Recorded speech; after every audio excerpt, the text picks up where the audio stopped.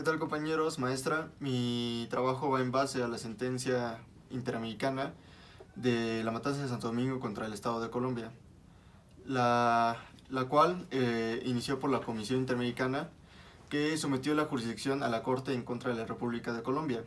Fue mediante un escrito que fue emitido el 8 de julio del año 2011 y la organización y la fecha que presentaba la petición ante la comisión fue el 18 de abril del 2002. La Comisión Intrafricana de Justicia y Paz de Reverencia contra la creación del Comité Regional de Derecho Humano, Joel Sierra, Colectivo de Abogados y José Alvera Rastrepo fueron algunas de las comisiones y organizaciones que sometieron esto ante la Comisión y la Corte Interamericana para que resolvieran este caso. La fecha que la Comisión lo aprobó fue el 6 de marzo de 2003. La Comisión concluyó que el Estado era responsable por varias violaciones a la Convención y le hizo determinadas recomendaciones, por lo que la Comisión decidió someter el caso ante la Corte, ya que se le otorgó un plazo de 2 meses al Estado para informar sobre el cumplimiento de las recomendaciones mediante comunicación del 7 de junio del 2011.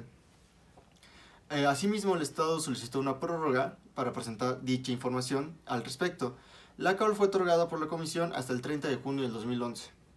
Debido a la falta de la presentación de estos documentos de parte del Estado, la Comisión llevó a cabo, la Comisión presentó ante la Corte este hecho. El caso en sí fue que se refirió a un bombardeo perpetrado el día 13 de diciembre de 1998, es decir, tuvo mucho tiempo para presentar esto ante la Comisión. Este acto fue cometido por la Fuerza Aérea de Colombia. Esto fue en la vereda de Santo Domingo, un pueblito en el municipio de Tame, esto en el departamento de Arauca. Esto es todo en Colombia, cabe recalcar.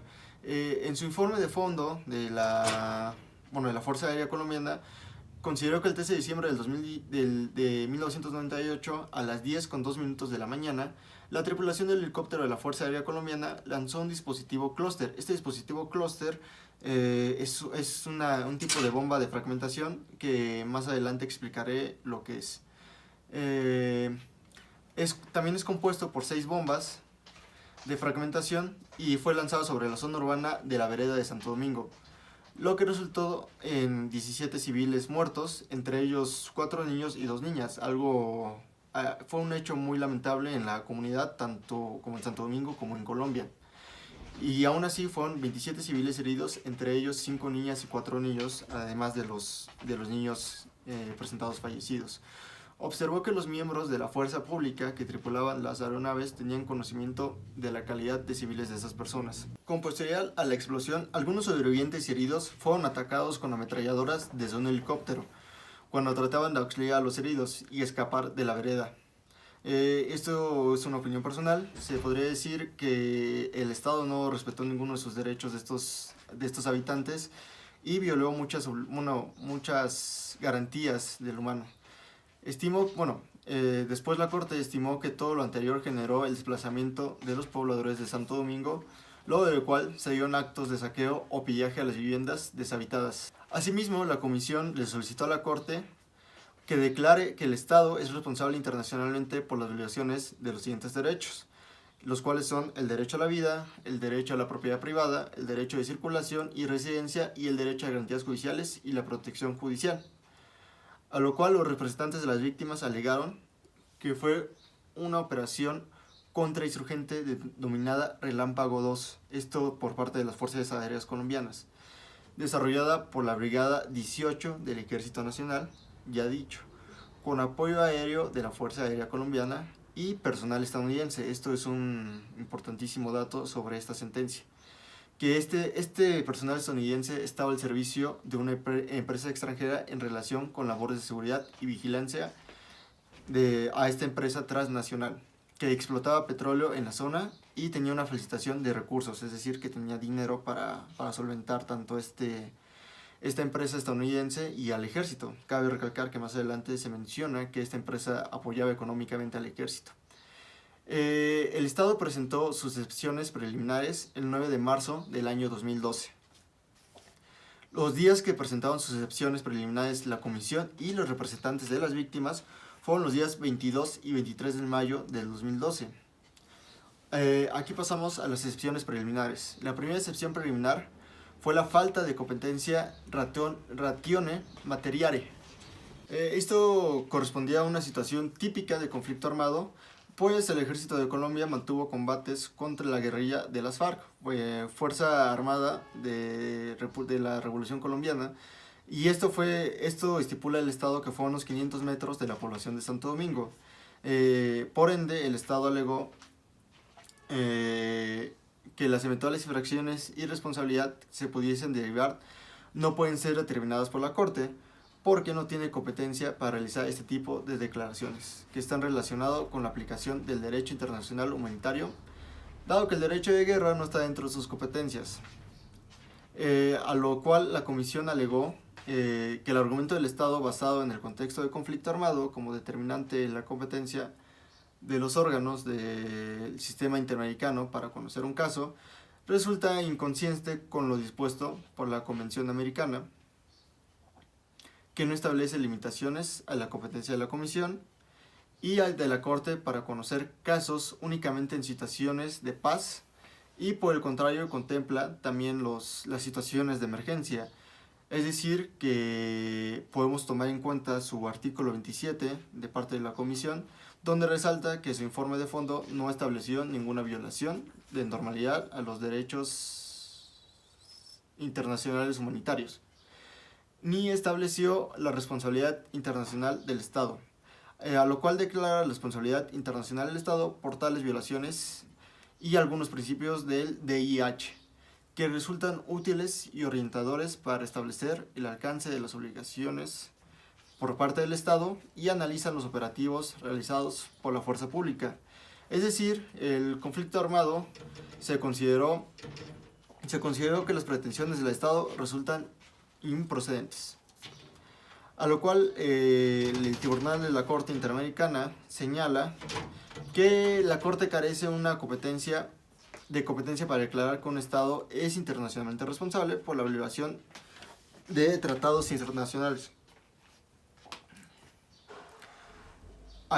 lo cual no atribuye dicha competencia. También se puede decir que se observa que ciertos actos u omisiones que violan los derechos humanos, de acuerdo con los tratados, con los tratados que lo compete aplicar, infringen también otros instrumentos internacionales de protección a las personas humanas. Asimismo, la Corte desestima la primera excepción preliminar que fue planteada por el Estado, es decir, esta que acabo de mencionar, ya que la Corte lo desestima por la primera excepción del Estado, debido a que hace uso del derecho humanitario. La segunda excepción preliminar fue la falta de agotamientos de los recursos internos. Esta excepción fue por parte del Estado. Según el Estado, porque la Corte no debería de aceptar el caso. Esto es porque no se había cumplido con el requisito de agotamiento previo de los recursos y jurisdicción interna con respecto a las presuntas víctimas que no acudieron a los tribunales internos para la declaratoria de responsabilidad del Estado colombiano y la reparación.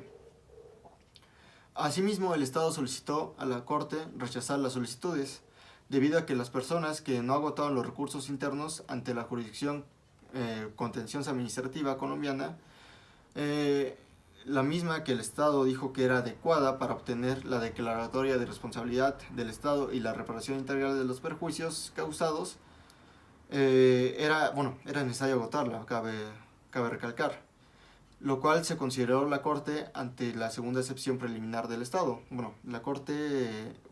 Esto fue lo que la Corte estimó para esta excepción de parte del Estado. Fue lo que la Comisión consideró, que la cuestión de agotamiento de los recursos internos resulta oportunamente en la etapa procesal correspondiente, y que en todo caso la excepción preliminar resultaba un tanto improcedente en lo sustancial, ya que el argumento de la idoneidad y efectividad de la vía contenciosa administrativa para reparar dichas alegadas violaciones del presente caso se alegaba que la acción de reparación directa no constituye un medio para el esclarecimiento de la verdad. Asimismo, la Comisión Interamericana, en casos de violaciones al derecho a la vida e integridad personal, el recurso idóneo para remediar esta situación es la investigación y el proceso penal, el cual debe ser indicado, y bueno, mejor dicho, iniciado de oficio y adelantado con la debida diligencia. La segunda opción preliminar del Estado fue referirse a la idoneidad de la jurisdicción contenciosa administrativa colombiana para ser considerado como un recurso, para ser considerado como un recurso, debido a que 18 de las presuntas víctimas no habrían acudido a esa vía para solicitar una reparación. Asimismo, el Estado alega que las reparaciones que puedan otorgarse en esta vía jurisdiccional son conforme a los criterios desarrollados por este tribunal. Asimismo, los representantes como la Comisión resaltaron que algunos anexos presentados por el Estado no serían pruebas, a lo cual la Corte consideró que varios de los documentos presentados por el Estado efectivamente no podrían ser, no constituyen medios probatorios, por lo que no serían valorados. Asimismo, la Corte, cabe recalcar que la Corte menciona lo que es la Convención Americana en esta sentencia. La Convención Americana es un tratado internacional según el cual los Estados partes se obligan a respetar los derechos y libertades reconocidos en ella y a garantizar su ejercicio a toda persona, sujeta a su jurisdicción, y que el tribunal es competente para decidir si cualquier acto o omisión estatal en tiempos de paz o de conflicto armado es compatible o no con la Convención Americana. Esto es lo que la Corte considera que es la Convención Americana. Ya pasamos a la parte de los hechos. El primer hecho relevante del caso fue que el 12 de diciembre del 98, un día previo a los hechos sucedidos con la matanza, se llevaba a cabo en Santo Domingo un bazar, en el marco del cual se realizaban diversos eventos deportivos. El segundo hecho relevante a esto fue que ese mismo día las Fuerzas Armadas tomaron conocimiento de una avioneta tipo Cessna que aterrizaba aquel día con dinero y con armas en la avenida principal de Santo Domingo. Estas armas y dinero eran objetivo para actividades de narcotráfico. Posteriormente, cuando la avioneta aterrizó, las tropas del batallón del número 36 y unidades de la Fuerza Aérea procedieron a inmovilizar la avioneta. Pero la operación fue interrumpida por un grupo de bandoleros, es decir, guerrilleros, que se enfrentaron a la tropa empleando armamento de largo alcance. Las Fuerzas Armadas planearon una nueva operación militar, la cual consistía en ser de vía aérea. Asimismo, la 18ª Brigada del Ejército Nacional y el Batallón Contraguerrilla número 36, en ejecución de las operaciones militares, las cuales se llamaban Relámpago y Pantera, respectivamente, iniciaron una operación militar que se prolongó durante varios días. Aquí pasamos a los hechos no controvertidos, es decir, que ambas partes estuvieron de acuerdo que sucedieron. Se llevó a cabo un briefing en el seno de la Fuerza Aérea, el cual se sostuvieron discusiones de planificación tales como la definición de los medios en que serían utilizados el mismo. Específicamente se dispuso la utilización de varias aeronaves, una de ellas cargadas con un dispositivo clúster. Asimismo, en esta parte voy a enfocarme un poquito en qué es este dispositivo clúster. El dispositivo clúster es de fabricación estadounidense y está compuesta por 6 granadas o bombas de fragmentación, cada una de 20 libras. Igual mismo, cada una se desprende, es de desprendimiento rápido, y su propósito es el mismo que el de una bomba de fragmentación, que es atacar personas o carros ligeros. Estas granadas o bombas de fragmentación están diseñadas para el lanzamiento aire, para que sean lanzadas desde el aire. Desde una aeronave, cuando explotan, se fragmentan en esquilas que se esparcen, es decir, que cuando explotan salen muchos pedazos de metal, lo cual es muy dañino hacia las personas. El segundo hecho no controvertido es que cerca de las 4 horas de aquel día, varias aeronaves sobrevolaban la zona mientras se efectuaban disparos en zonas muy cercanas al queseiro de Santo Domingo. También otro caso que no fue controvertido ni por el Estado, ni por los representantes, ni la comisión, fue que el Estado emitió una orden de operación de fragmentaria por parte del batallón Pantera 2, la cual fue dada la misma fecha, en la cual el comandante señaló que dicha operación consistía en efectuar una operación ofensiva de contraguerrilla realizando un movimiento aerotransportado hasta llegar al área de Santo Domingo. Asimismo, otro hecho no controvertido es que el 13 de diciembre de 1998 varias aeronaves sobrevolaban los alrededores de Santo Domingo en horas de la mañana y en mayor número a partir de las 9 de la mañana. Tampoco ha sido controvertido que en el marco de las operaciones que representaban en la zona, a las 10 de la mañana con 2 minutos, la tripulación del helicóptero UH-1H de la Fuerza Aérea Colombiana, integrada por el piloto teniente y el copiloto teniente, y también un técnico de la aeronave, lanzó un dispositivo clúster, un dispositivo clúster a los cuales ellos querían darle hacia una parte boscosa, mejor dicho selvática, pero suponiendo que ellos no apuntaron bien, cayó sobre el pueblo. Eso fue dicho por parte de ellos. Pasamos a los hechos sucedidos el día 12 y 14 de diciembre en Santo Domingo, los cuales resultaron muertes de 17 personas, de las cuales 6 eran niños y niñas, y a su vez, según el informe de fondo de la comisión, resultaron heridos al menos 27 personas, entre ellas 10 niños y 10 niñas. Los testimonios de pobladores de Santo Domingo señalaron que el dispositivo clúster fue lanzado sobre la zona urbana de la vereda de Santo Domingo. De aquí se desprenden dos hipótesis. La primera es que esta hipótesis se sustentaría en el dictamen de la Inspección y Estudio de la Balística y Explosión de la Fiscalía General de la Nación, la cual luego de comparar los fragmentos recuperados en la inspección judiciales en Santo Domingo y las necropsias de algunas de las víctimas de la explosión del 13 de diciembre de 1998, encontraron varias piezas que constituían a las bombas del dispositivo clúster y se observaron compatibilidad en algunos en su morfología y dimensiones entre los mismos. Asimismo, podemos decir que después de todo esto, de los hechos y el conflicto entre las partes del Estado y los representantes de las víctimas, así mismo como la comisión, se dieron varios puntos de vista por cada uno de los integrantes que solucionaban esta sentencia. El Estado alegaba que ellos no lanzaron la bomba encima de Santo Domingo.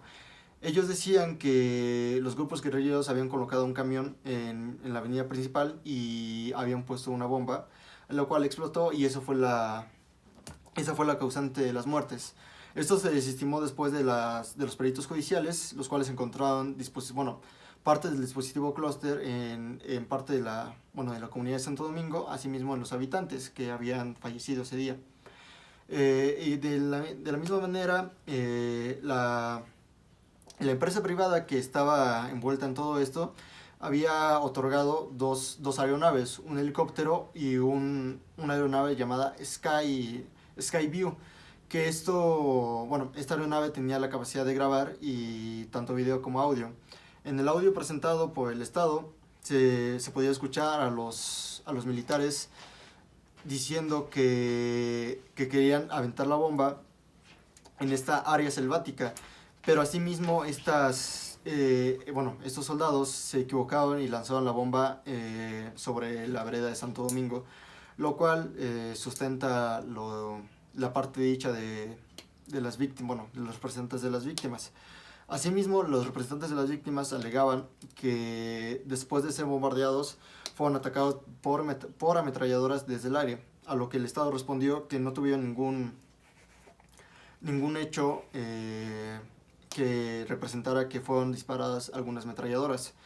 Esto se contradice con lo que el Skyview grabó, porque el Skyview se escucha a los militares diciendo que un soldado disparaba a los civiles pensando que eran guerrilleros. Después de esto, los mismos representantes de las víctimas alegaron que fueron vandalizadas y hurtadas varias de sus propiedades después de que ellos dejaron la vereda de Santo Domingo. Esto no se encontró ningún hecho de que el ejército haya sido el causante de ello, por lo cual la Corte desestimó esa parte. Asimismo, la Corte argumenta que el Estado violó los derechos de la vida, la integridad personal y también que fueron vulnerados el derecho a la vida, asimismo el derecho a la propiedad privada, el derecho a la circulación y el derecho a la residencia, el derecho a las garantías judiciales y la protección judicial. Asimismo, la Corte citó principios de derecho internacional humanitario como el principio de distinción, de proporcionalidad y precaución. Estos principios, cabe recalcar que el de distinción es distinguir si es un área donde no puedes bombardear o ametrallar debido a que hay civiles, de proporcionalidad, o sea, ver con qué tanta fuerza puedes atacar ese lugar, y de precaución, o sea, pues no atacar áreas donde hay cerca civiles. Dicha institución fue imprecisa y el Estado, la conclusión a todo esto fue que la Corte le dijo al Estado, sentenció al Estado a que debía realizar un acto público, realizar publicaciones sobre este hecho y presentarlo en el diario oficial, así como en periódicos, y mantenerlo en una página web por lo menos un año. Los hechos que no fueron tomados por parte de la Corte fue la honra y dignidad, las garantías y la protección judicial. Con esto podemos decir que la Corte presentó culpable al Estado, y con esto concluiría mi video sobre la sentencia. Una opinión personal podría decir que fue un acto atroz lo que sucedió en Colombia ese 13 de diciembre del 98, y podemos ver que tomó mucho tiempo para ser resuelto, hasta el 2012, y pues es importante que la Corte exista para que sea un árbitro entre las naciones y sus habitantes.